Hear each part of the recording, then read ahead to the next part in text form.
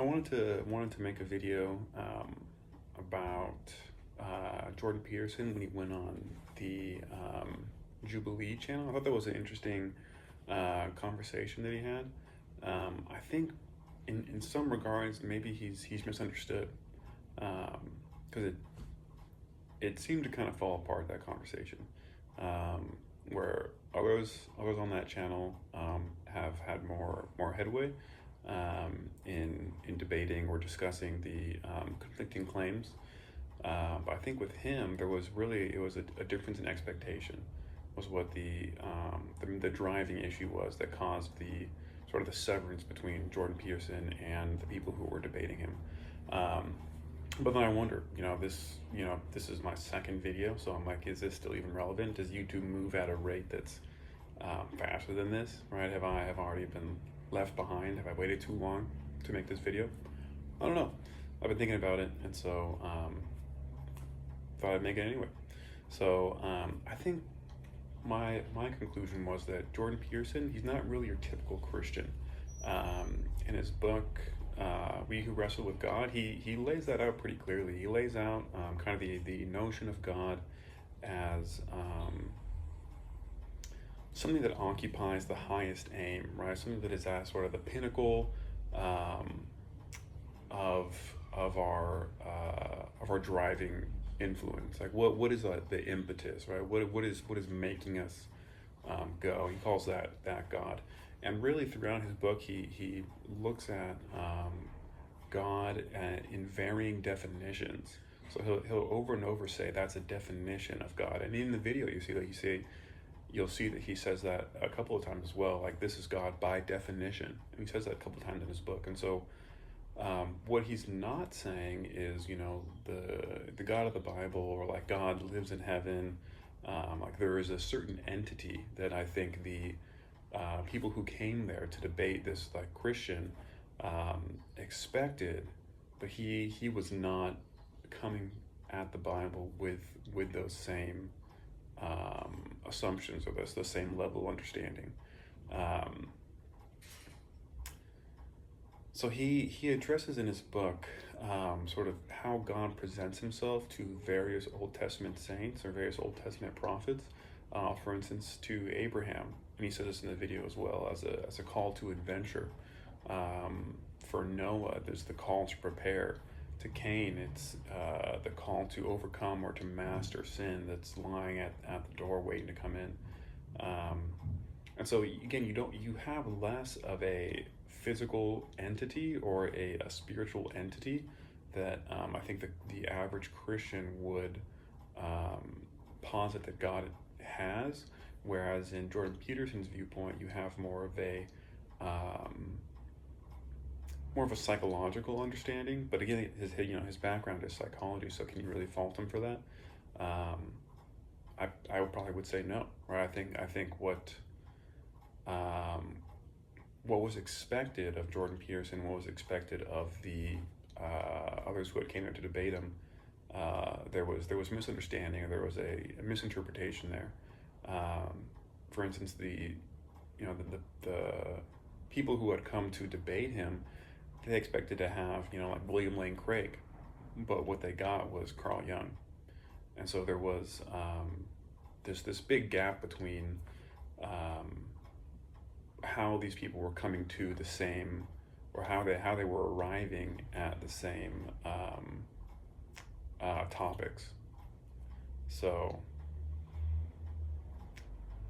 there was one thing though on Jordan Peterson's end that I thought was very interesting, and I think there was a element in a couple of discussions that really showcased like how he thinks, or how he perceives information.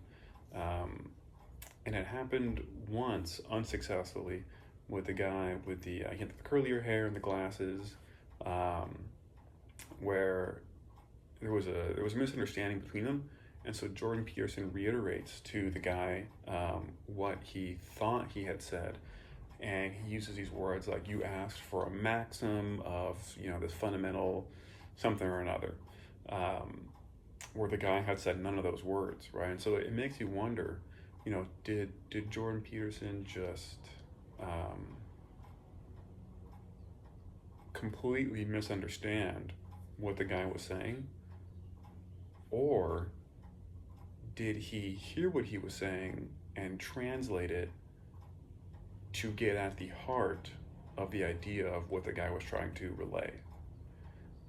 Like, for instance, did he hear what the gentleman was saying and then interpret it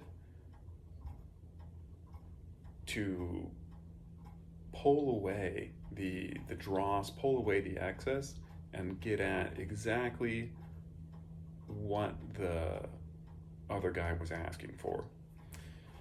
I think in that instance it was unsuccessful, and I think the reciprocation that the guy with the glasses, where he said something along the lines of like, I don't know what conversation you're a part of, I think that was a little bit uncalled for. Although, in some extent, it was warranted, because there was clearly a distinction or a difference in what was happening in each of their minds. I think he did successfully do this, though, with the guy who asked him about the god Lono. In the first couple of questions, Jordan Peterson was able to sort of pull away what or dissect the angle at which the guy was coming at him, so that he can get to the heart of what the point the guy is trying to make. And so I think, again, this is kind of what I'm getting at. I think what this video showed, I think, really successfully, was the way that Jordan Peterson interprets information, and perhaps maybe like the mindset in which he lives.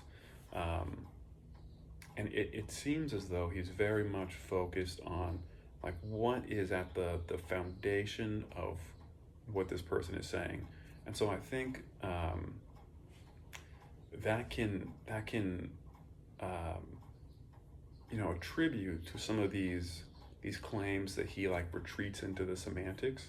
I think he's really trying to get at the heart of what a person's saying. And so if you can allow that, then you can kind of see in the way in which he addresses conversations, or the way in which he approaches them as if it's the beginning of the world, as if there is nothing that's assumed. And he said this a couple of times in other videos or other conversations. I think it was with Richard Dawkins, when he said that like nothing's assumed. So it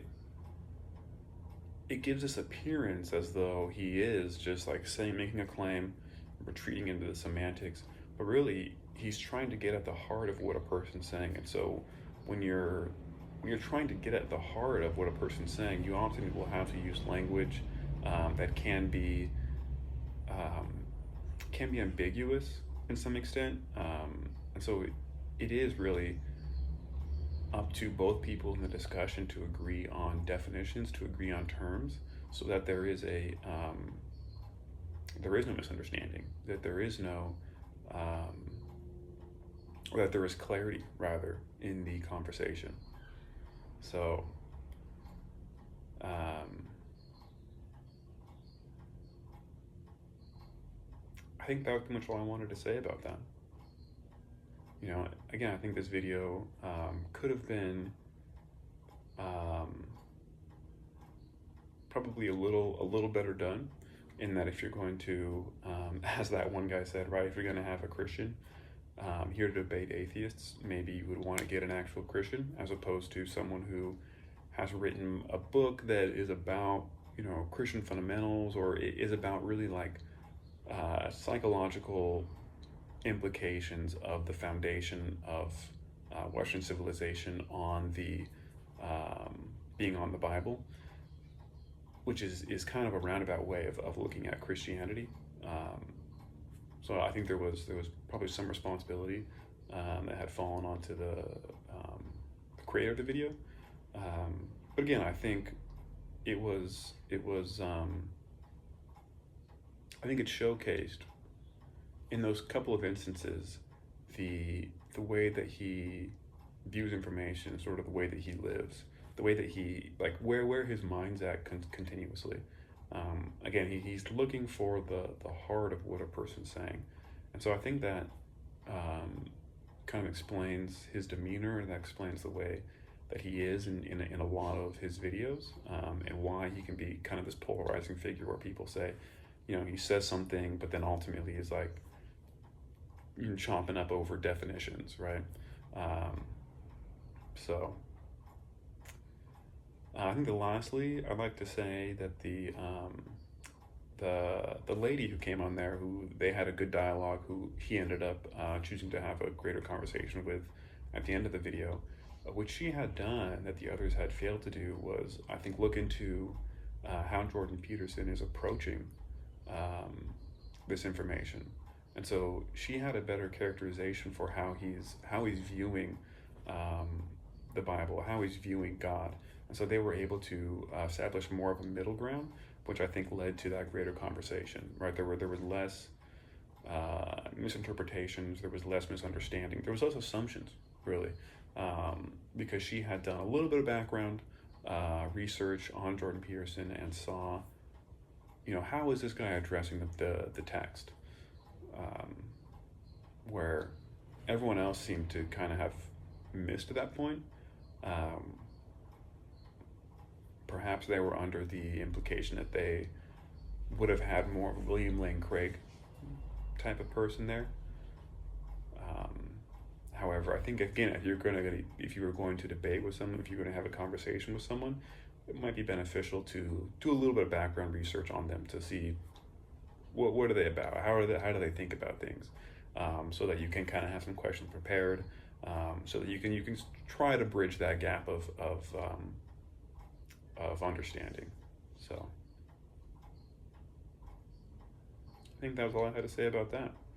If you haven't seen the video, which I think a lot of people have by now, I probably would give it a watch. So anyway, thanks for watching.